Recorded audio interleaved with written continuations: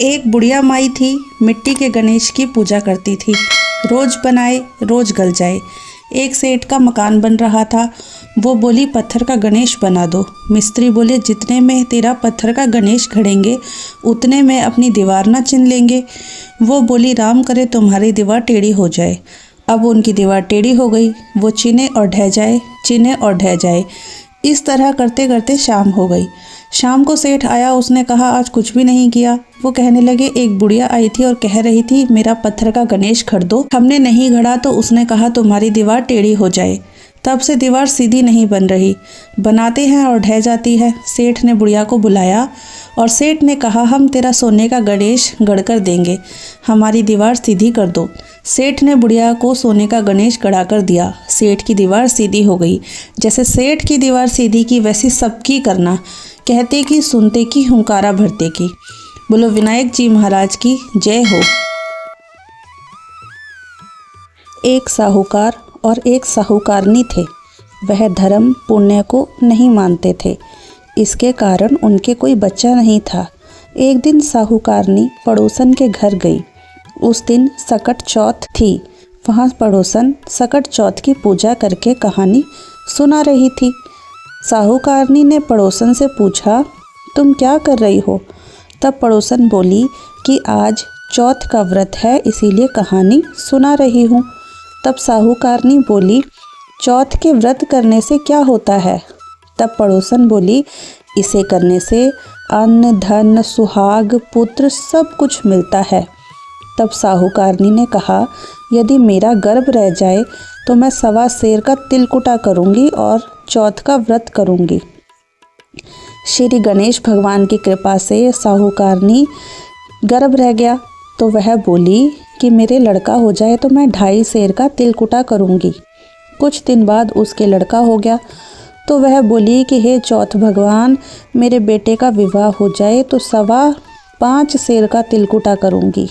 कुछ सालों बाद उसके बेटे का विवाह तय हो गया और उसका बेटा विवाह करने चला गया, लेकिन उस साहूकारनी ने तिलकुटा नहीं किया। इस कारण से चौथ देव क्रोधित हो गए और उन्होंने फेरों से उसके बेटे को उठाकर पीपल के पेड़ पर बिठा दिया। सभी वर को खोजने लगे पर वो नहीं मिला। हताश होकर सारे लोग अपने अपने घर लौट आए। इधर जिस लड़की से साहूकारनी के लड़के का विवाह होने वाला था वह अपनी सहेलियों के साथ गणगौर पूजन के लिए जंगल में दूब लेने गई। तभी रास्ते में पीपल के पेड़ से आवाज़ आई ओ मेरी अर्ध ब्याही। यह सुनकर जब लड़की घर आई उसके बाद वह धीरे धीरे सूखकर कांटा होने लगी। एक दिन लड़की की माँ ने कहा मैं तुम्हें रोज़ अच्छा खिलाती हूँ, अच्छा पहनाती हूँ, फिर भी तू सूखती जा रही है, ऐसा क्यों? तब लड़की अपनी माँ से बोली कि वह जब भी दूब लेने जंगल जाती है तो पेड़ से एक आदमी बोलता है कि ओ मेरी अर्ध ब्याही। उसने मेहंदी लगा रखी है, सेहरा बांध रखा है। तब उसकी माँ ने पीपल के पेड़ के पास जाकर देखा यह तो उसका जमाई ही है। तब उसकी माँ ने जमाई से कहा यहाँ क्यों बैठा है? मेरी बेटी तो अर्ध ब्याही कर दी, अब क्या लेगा? साहूकारनी का बेटा बोला मेरी माँ ने चौथ का तिलकुटा बोला था लेकिन नहीं किया, इसीलिए चौथ माता ने नाराज होकर यहाँ बैठा दिया है। यह सुनकर उस लड़की की माँ साहूकारनी के घर गई और उससे पूछा कि तुमने सकट चौथ का कुछ बोला है क्या? तब साहूकारनी बोली तिलकुटा बोला था। उसके बाद साहूकारनी बोली मेरा बेटा घर आ जाए तो 2.5 मन का तिलकुटा करूँगी। इससे श्री गणेश भगवान प्रसन्न हो गए और उसके बेटे को फेरों पर लाकर बैठा दिया। बेटे का विवाह धूमधाम से हो गया। जब साहूकारनी का बेटा एवं बहू घर आ गए तब साहूकारनी ने 2.5 मन का तिलकुटा किया और बोली हे चौथ देवता आपके आशीर्वाद से मेरे बेटा बहू घर आए हैं जिससे मैं हमेशा तिलकुट करके व्रत करूँगी। इसके बाद सारे नगर वासियों ने तिलकुट के साथ सकट व्रत का करना शुरू किया। हे सकट चौथ, जिस तरह साहूकारनी को बेटे बहू से मिलवाया वैसे ही हम सबको मिलवाना।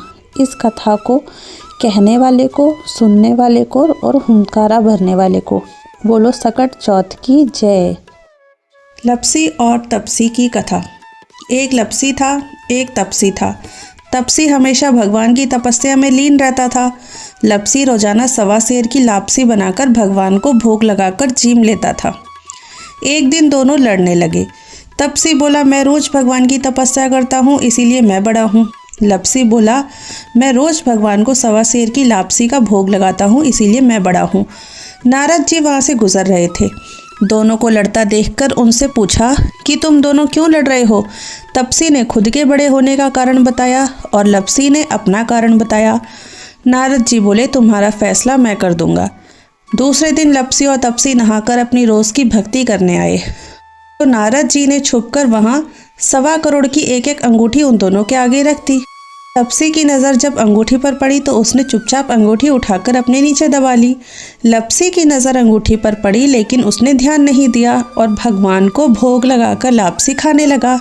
नारद जी सामने आए तो दोनों ने पूछा कि कौन बड़ा। तो नारद जी ने तपसी से खड़ा होने को कहा। वो खड़ा हुआ तो उसके नीचे दबी अंगूठी मिली। नारद जी ने तपसी से कहा, तपस्या करने के बाद भी तुम्हारी चोरी करने की आदत नहीं गई, इसीलिए लपसी बड़ा है और तुम्हें तुम्हारी तपस्या का कोई भी फल नहीं मिलेगा। तपसी शर्मिंदा होकर माफ़ी मांगने लगा। उसने नारद जी से पूछा, मुझे मेरी तपस्या का फल कैसे मिलेगा। नारद जी ने कहा, यदि कोई गाय और कुत्ते की रोटी नहीं बनाएगा तो फल तुझे मिलेगा। यदि कोई ब्राह्मण को भोजन करवाकर दक्षिणा नहीं देगा तो उसका फल भी तुझे मिलेगा। यदि कोई दिए से दिया जलाएगा तो उसका फल भी तुझे ही मिलेगा। यदि कोई सारी कहानी सुने लेकिन तुम्हारी कहानी नहीं सुने तो उसका फल तुझे मिलेगा। उसी दिन से हर व्रत कथा कहानी के साथ लपसी और तपसी की कहानी भी सुनी और कही जाने लगी।